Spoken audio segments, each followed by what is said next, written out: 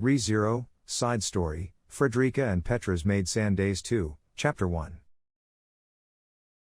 Frederica Baumann had worked as a maid for Count Roswell L. Mathers since she was around 11 years old. After 10 years of continuous service, she prided herself in lacking nothing in ability to do her job, despite being only 21. In truth, considering everything including her loyalty to Count Roswell, there were few now serving the Mathers family, or who had served them in the past, who could compare to her.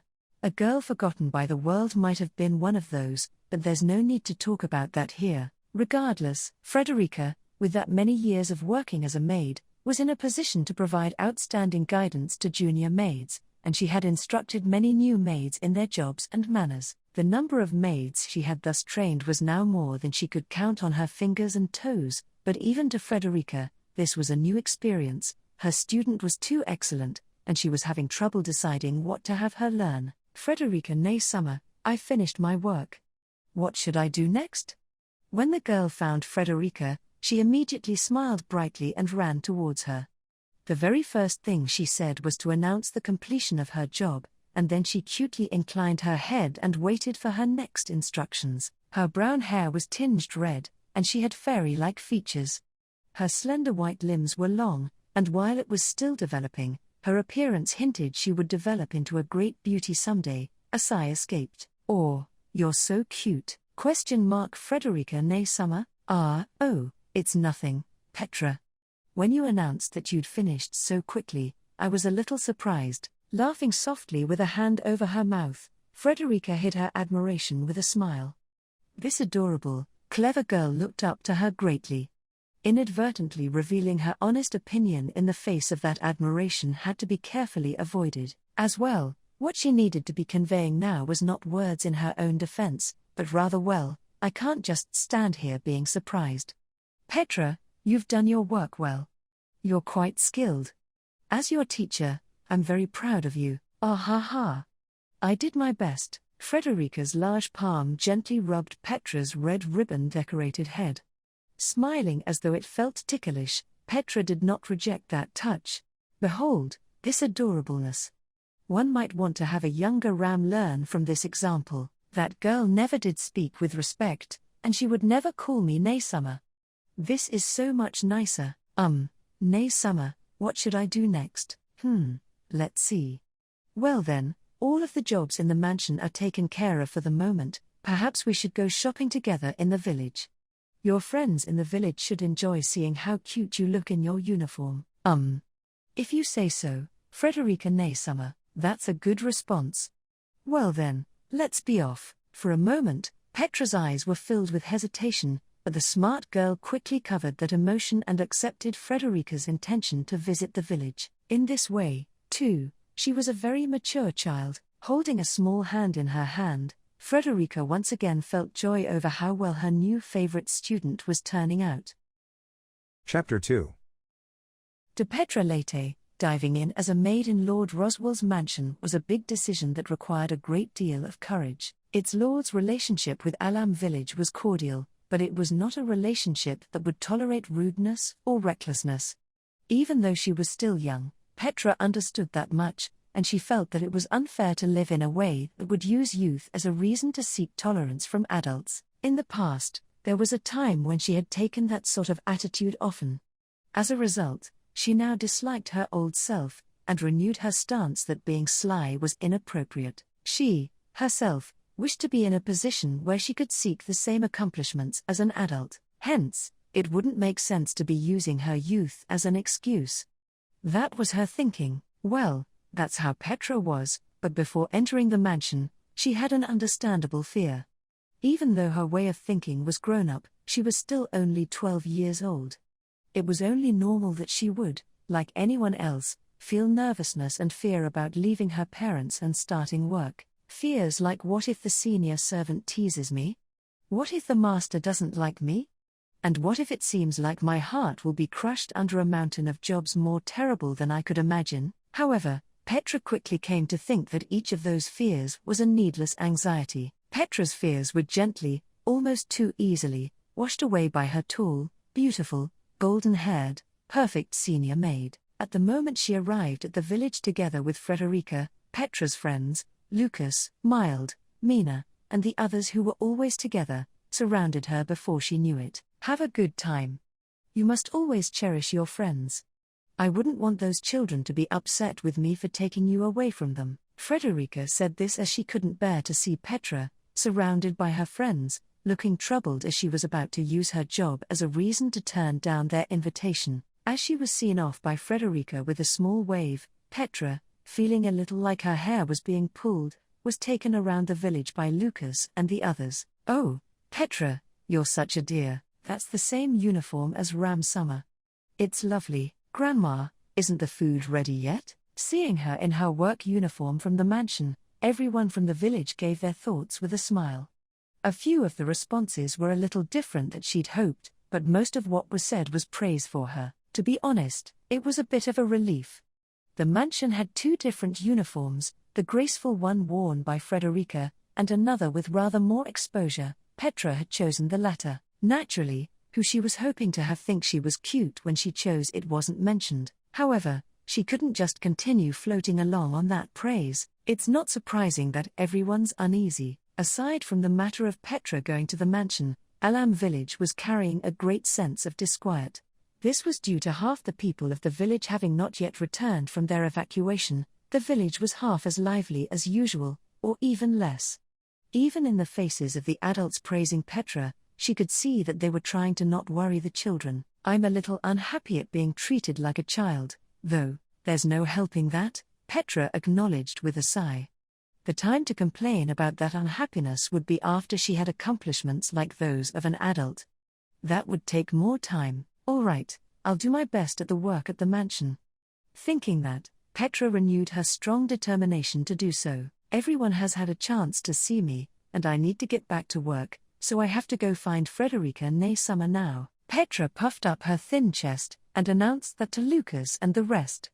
She needed to take her leave, she couldn't stay here and play, she thought. However, Petra, you're going? Work is boring, let's play. We're gonna be lonely until Subaru brings everyone back.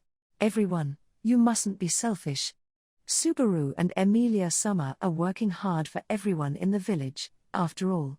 I have to help out, too. Petra scolded Lucas and the rest as they tried to keep her from leaving, since they didn't seem to understand what was important. She didn't have time to waste on childish demands. Petra's new position required her to look at things from an adult's perspective. She wanted them to understand that, too, she couldn't stay the way she was before anymore. Despite that, boring. Petra, I want to ask you something. By Summer, you mean that big lady? She's really. Luca's face was pouty, Mina looked away with uneasy eyes, Mild pointed towards the plaza, and Petra's face went bright red after hearing the last thing that was said. Chapter 3. On the way back to the mansion, Frederica touched a hand to her cheek with a frustrated look. One of the reasons for that was that the shopping hadn't been satisfactory. The situation in Alam village, with half the villagers evacuated to sanctuary, couldn't be expected to be a perfect environment, so there wasn't anything that could be done. Hence, she'd make up the difference on her own, and the real problem was something else. Walking beside her, Petra's face was red, her cheeks puffed out discontentedly, and her cute face was fuming. Her view may have been biased by feeling like an older sister, but even that upset face looked cute to her. Admiring it from the side wouldn't help fix it, however. Petra? What on earth is making you so grumpy? Me? Grumpy? Please don't say things like that, Summer. I'm normal. Petra stood her ground with a face that was completely not normal. Spoken to like that, Frederica didn't want to push too hard. Everything seemed normal when they'd left the mansion, so whatever had worsened her mood must have happened in the village. At the village, she'd left Petra with her friends, hoping to let her spread her wings for a bit. You didn't quarrel with your friends, did you? When she asked about the possibility that came to mind, Petra looked away, frustrated. It was the first possibility, but also the biggest possibility. It seems she'd hit the bullseye. Petra. Come now, Petra, listen to me. Petra ignored the first time she was spoken to, but she couldn't ignore the second. As Frederica took a step ahead and blocked the path, Petra hesitantly came to a stop. She turned her face away, and tangled her fingers in her short brown hair. Such a cute gesture. No, cute is for later. Petra, I know you've heard this many times before, but you must always cherish your friends, But, when I was little, I lived in a unique place.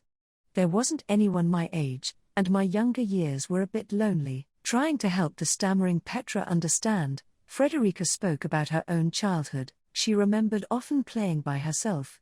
So once she came to the mansion, and became involved with all the people there, she was almost overwhelmed. But, life at the mansion is something I treasure. I am so very fortunate. So, I hope you can feel the same way, too. Nay, Summer, I couldn't bear it if you were to let go of something for the sake of the mansion. Friends are a treasure for your whole life. So, Petra, you must. She understood that it was a difficult environment. Despite that, Petra didn't have to let go of either life. Frederica held that hope for Petra. After all, as far as I can tell, you are an exceptional girl, Petra. As they'd been talking, Petra had tightly gripped her uniform's apron, and looked downward.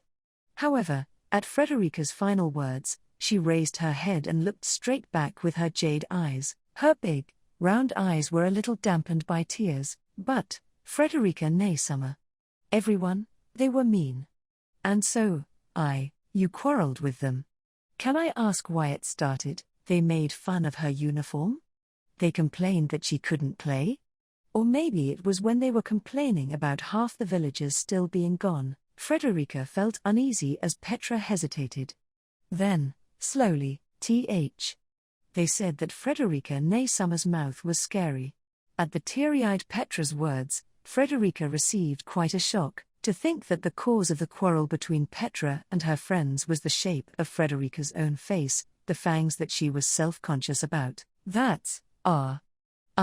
I'm sorry. I was speaking so presumptuously. No, that's not it. It's not your fault, nay, Summer. It's their fault. Frederica, nay, Summer is beautiful, and kind, and warm. And they, interrupting Frederica's apology, Petra denied her self-reproach with a raised voice. Red-faced, and using all the energy of her small body, Petra heaped praise on Frederica. Listening to those words, Frederica unwittingly stared at Petra, wide-eyed. What on earth was this little, cute, dear child?